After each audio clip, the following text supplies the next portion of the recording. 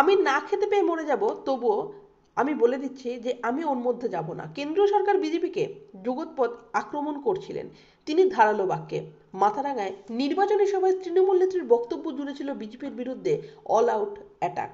কিন্তু এমন একটি শব্দ দিয়ে বাক্য শুরু করে ফেললেন মুখ্যমন্ত্রী, যা বিরোধীরা পাল্টা আক্রমণের হাতিয়ার করে নেয়। যদিও ওই শব্দ প্রয়োগের পরপরই তা প্রত্যাহার করে নিয়ে দুঃখ প্রকাশ জানান তৃণমূল নেত্রী। কিন্তু এ নিয়ে শুরু হয় রাজনৈতিক চর্চা।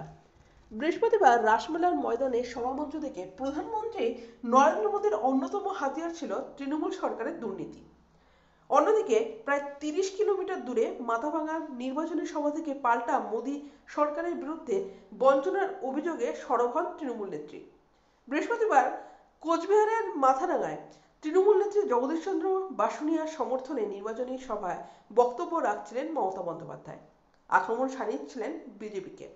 তখনই আচমকা এক শব্দ প্রয়োগ, যা নিয়ে সমালোচনায় সরব হয়েছে বিজেপি। সোশ্যাল মিডিয়ায় এই ভিডিও পোস্ট করছেন শুভেন্দু অধিকারী। তৃণমূল নেত্রী কেন্দ্রকে আক্রমণ করতে গিয়ে বলছে রেশন দোকানে রেশন যাবে, তাতেও প্রধানমন্ত্রীর ছবি আর বিজেপির লোগো থাকবে। আমি না খেতে পেয়ে মরে যাব।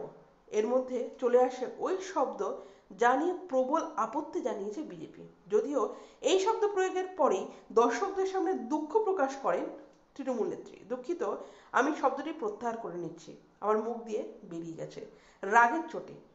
রাগ শান্ত করা উচিত। আমি ভদ্র ভাষায় কথা বলতে পছন্দ করি, এটা আমাদের কমন ভাষা, কিন্তু আমি প্রত্যাহার করে নিচ্ছি। এরপরই এই শব্দ প্রয়োগ নিয়ে পাল্টা আক্রমণ শানান বিরোধীরা। তাদের প্রশ্ন, একবার মুখ থেকে যা বেরিয়ে যায় তা আর কি ফেরানো যায়? তবে লোকসভা ভোটের আবহাওয়ায় কুকথার তোর হুঁশিয়ারিতে তো কোনো বিরাম নেই, তা দলের নাম, চিহ্ন বা পতাকা যাই হোক না কেন।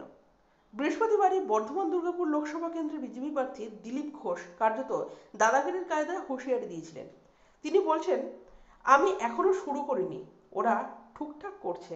যেদিন একটা ঘা মারবো না, কোমরের ঘা দেখে নেবে, সিধা হয়ে যাবে সব।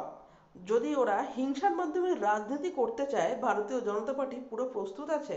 দিলীপ ঘোষের অভিজ্ঞতা আছে, জানা আছে কাকে কিভাবে শায়েস্তা করতে হবে।